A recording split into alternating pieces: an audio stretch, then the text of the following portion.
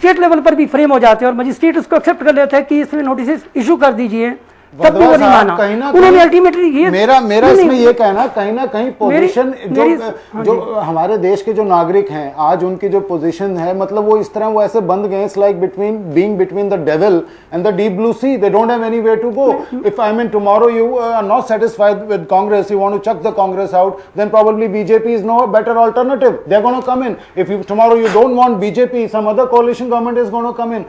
Until and unless things start improving from the roots itself, I think this country is in any case going for a six. उसमें मेरा वदवा जी, मैं sorry आपको, बस मैं एक second के लिए आपको जस्ट मिनट, मेरी सबमिशन ये है कि जो वोरा साहब ने इतनी 93 से 95 तक सर्वेक्षण करने के बाद, इतनी कमेटियों को, पार्टीज को कंडक्ट करने के बाद, ऑफिसर्स को कंडक्ट करने के बाद, सब रूलों को देखने के बाद, उन्होंने अल्टीमेटली नटशल में ये कहा कि adoption of a code of conduct at the level of political parties to ensure a cleaner public life, that is not to give party tickets to persons having criminal record, कि party ही ये तय कर सकती है। इस समय कोई भी नहीं, कानून नहीं कर सकेगा।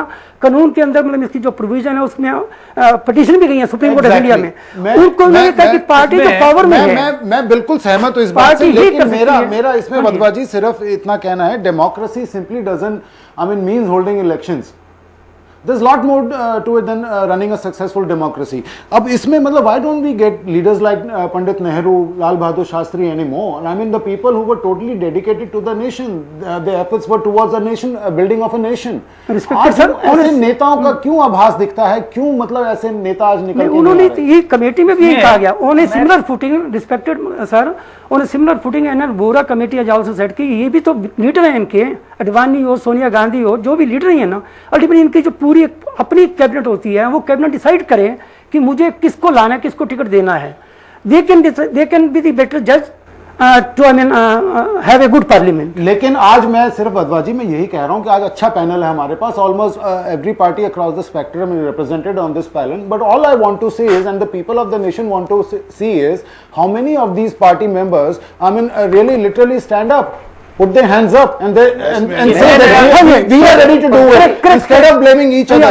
और जहां आप एथिक्स की बात कर रहे हैं, अरोड़ा साहब एक सेकंड, जहां आप एथिक्स की बात कर रहे हैं, जैसे वोरा साहब कहते हैं कि ethics and politics, I mean these are two sides of the same coin. अब अपना उमर अब्दुल्ला जी ने जब अपना रेजिग्नेशन ऑफर किया था अपना लेजिस्लेचर पे असेंबली में एज ए सीएम, पीडीपी ने जब उन पे सिर्फ इल्जाम लगाया था जस्ट फॉर द नेम से कि he was involved in the Kashmir sex scandal, he offered his resignation then and there.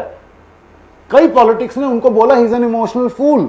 अच्छा, दूसरा ऊपर से जब लाल बहादुर शास्त्री जी जिनको आज हम इतना मानते हैं, जब वो रेलवे मिनिस्टर थे, एक एक्सीडेंट हुआ रेलवेज में, तो उन्होंने रेजिग्नेशन दे दिया, यानी offered it, he resigned, he said no nothing doing, I am not coming back in this chair again, ethically morally in every sense of the word it's my responsibility.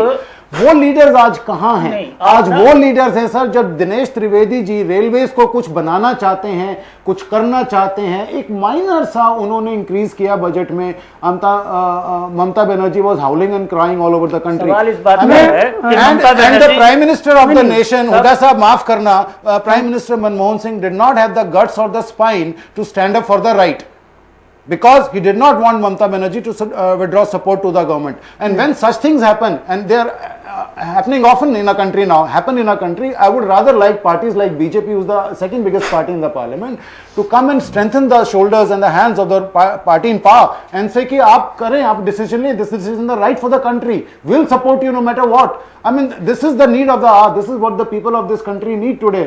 I'm sorry, Professor Wadhwa, we have run way over our time limit here. We are very short on time here. I'm afraid I'll have to cut this debate short now on criminalization of politics in India. We'll see you again, viewers, tomorrow with part 2 on criminalization of politics in India. Till then, good night and goodbye.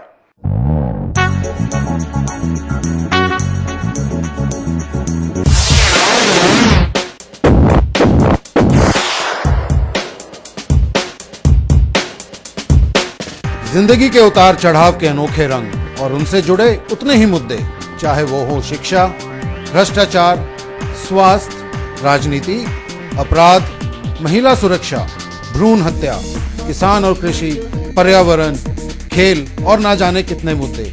इन सभी और अनेकों मुद्दों पर हम करेंगे परिचर्चा SVN news के खास कार्यक्रम इशू टुनाइट में। Issue tonight at 9 on Saturdays and Sundays, only on SVN News.